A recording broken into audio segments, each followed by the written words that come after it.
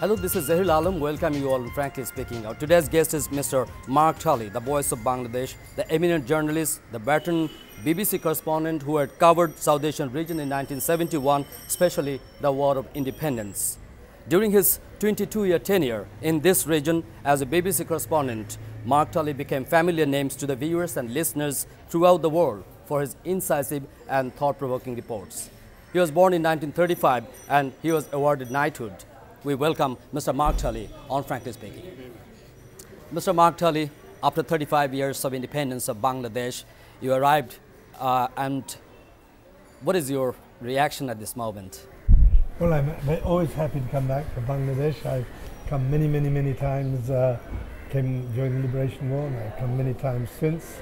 And I'm very happy to be associated with the Liberation War Museum on this visit because I think they're doing an excellent job, and I do feel that at this time especially Bangladesh should think about the spirit of those who gave their lives and got injured, others wounded, suffered during that war, the spirit which made them do that, and realize that the Liberation War was only a start and that Bangladesh, like other countries of South Asia, still has a long way to go. But is it amazing to you that after 35 years, still people remember you? But why they remember you? Well, of course it's amazing that people remember me, and it's very touching that people remember me. But the basic fact is, why do people remember me, and why do people know me? It's because I work for the BBC, and people listen very widely to the BBC, and therefore they heard me. If I had been a foreign correspondent working for the London Times or the Daily Telegraph, probably very few people would know me. But one thing that at the time of independence war, the Pakistani intelligence, they were complaining that you were giving, especially the BBC was giving some unfair and subversive coverage of the war. So what hurdles you had to face at that moment? Well, obviously the Pakistan government were very angry with us. They didn't like our coverage at all. And when I went to Pakistan, nobody would speak to me except to show me a list of rude names that people had written into them, describing the BBC as the British Bakwas Broadcasting Corporation, the Bharat Broadcasting Corporation, and various other rude names like that. So we couldn't get, so yes, we did have hostility from the Pakistan government, yeah. So is it the fact that you did favor for the Bangladeshi people in 1971 through your work? No. It's the fact that we tried to represent what was happening in this country, tried to report what was happening in this country. That was what we tried to do. You know, Mark, that millions of people died and thousands, hundreds of thousands of people wounded, raped by the massacre and the atrocities of the West Pakistani, the rulers. So, do you think that the Bangladeshi, after sacrificing so much, Bangladesh could achieve, and Bangladesh have achieved their dreams and their expectations by this 35 years? Of course, in some ways, Bangladesh has made great progress. There's no doubt about it. Only today, you know, I was talking to people about the economy of Bangladesh, and I was reminding them that I had made a film once called Bangladesh Addicted to Aid. And the person said to me, well, you needn't say that any longer, because we are not addicted to aid any longer. We have overcome that. We have our own sources of foreign revenue. When I look at Dhaka now and I see what it was and what it is, I'm not sure that what it is better. It's certainly economically hugely more wealthy, hugely more prosperous place.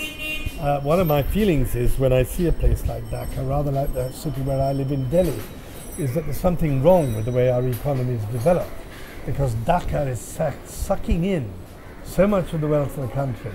Delhi, Bombay, Calcutta in India suck in so much of the wealth of the country, and not enough of it is going down and out.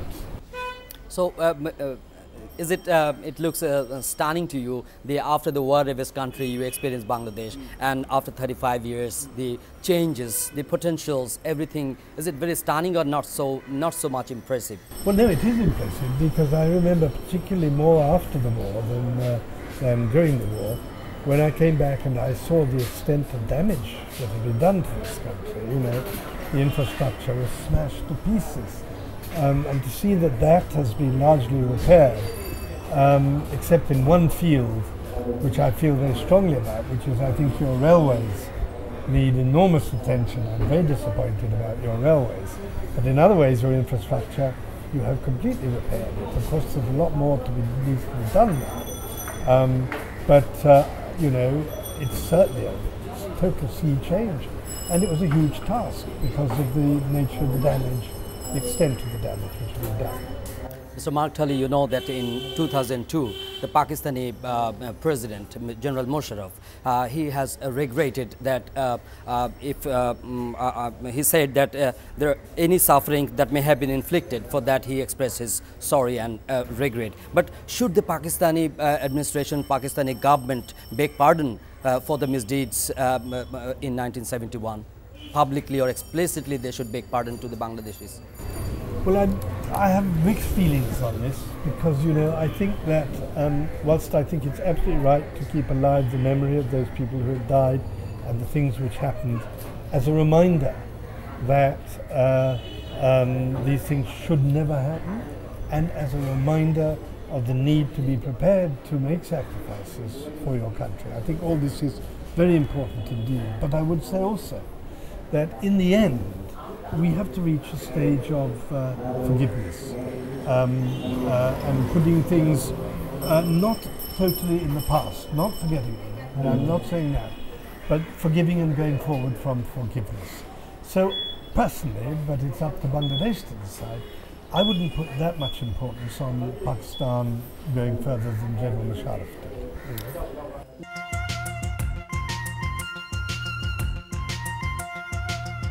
Our today's guest, a very special guest, is Sir Mark Tully, the then BBC correspondent in Bangladesh in 1971.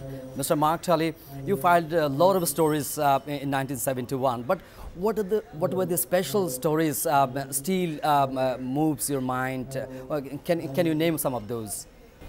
Yeah, lots of stories. Of course, I remember finding stories.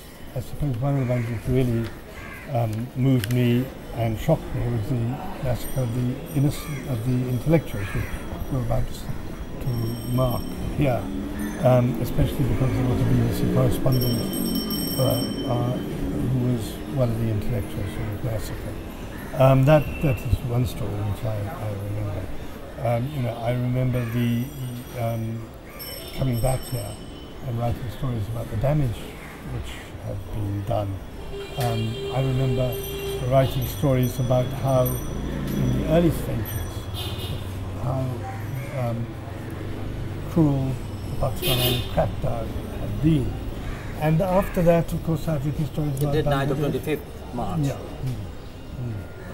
And after that, 25th March was only the beginning of it. When I went out in those days, and I saw outside that, you drive out Dhaka towards Rajshah or somewhere like that, and you'd find that every village on both sides of the road had been burnt to allow the army to pass without people being able to fire them. You know, that sort of cruelty, that sort of destruction. Mark, you know that independent Bangladesh now confronted a lot of challenges before this nation. So, what is your experience about the challenges of Bangladesh? What should be the main focus of this nation? I'm absolutely certain that the main focus of this nation should be to build up the institutions which give you a balanced democracy. There are too many people in this country and too many politicians throughout South Asia who think that democracy is all about elections. And if you've had an election, you've got democracy. Democracy is about having a society in which there are checks and balances on everyone, including checks and balances on politicians. And I think in South Asia, politicians have too much power, and the civil service, bureaucracy, journalists even, do not keep enough check on them. I think this is the one thing above everything else that is needed in this country. There's another thing which is needed absolutely essentially, and that is to recognize that the essence of elections is, yes, they should be fair as possible when they're being fought, but B, they have to have a winner and a loser. and the loser has to accept defeat. But it's not a final defeat because there'll be another election in 5 years. But if parties don't accept defeat as well as victory, then democracy will slide down. But there are a lot of confusion, lot of questions about the electoral process, and it is being discussed on the present scenario. Given realities that the electoral process in Bangladesh is prevailing is not so much credible, not so much trustworthy to have a free and fair election. What's your comment on that? Well, my comment is I haven't been here long enough and I haven't been looking at that to know what really the truth of the matter there. All I can tell you is that in India, the last 3 or 4 election commissioners have been very tough people and have put their foot down very firmly, and the standard of conduct of election has risen markedly as a result of this. They are so firm now that politicians, even when they're going to win the elections, complain about them. The West Bengal Communist Party complained and complained about the election commissioner, and yet they still won. So a tough election commission, I don't know how tough your one is at the moment, I wouldn't like to comment on that, but a tough election commission can do a lot. A lot of controversies regarding the election commission in Bangladesh now. So, I don't know the election commission or the election commissioner. Or you didn't have the chance to meet the election commission no, in this occasion. Mark, one more thing, that Bangladesh is still fighting poverty. You know, it's a poverty-stricken country, but heading for some good progress. And corruption is still pervasive in this country. Rampant corruptions are there, and overall the political discord. So, on the other hand, Bangladesh, Professor Yunus has won a Nobel Peace Prize. So, how do you differentiate these two things? Well, I think one thing about Bangladesh is that it has achieved a great reputation for NGOs and for civil societies. You have BRAC, you have Grameen Bank and Mohammad Yunus, who has rightly been recognized. You have a long and very credible record of NGOs and civil society. I think that's a very positive thing. What worries me about Bangladesh, as it worries me about India, especially when I see Dhaka, is that I think so much of the development is happening at the top levels of society. And you're not going to solve poverty until the development starts at much lower levels in society and geographically much more widespread than it is at present. Mark, I found an interesting thing that you just didn't come to Britain until you were 10. Yes, and you said that England struck you as a very miserable place. Yes. And later you recall that it's dark, drab, without the bright skies. Yes. So why you did feel so? What was wrong with that? Well, I came back to England during the war. There was blackouts.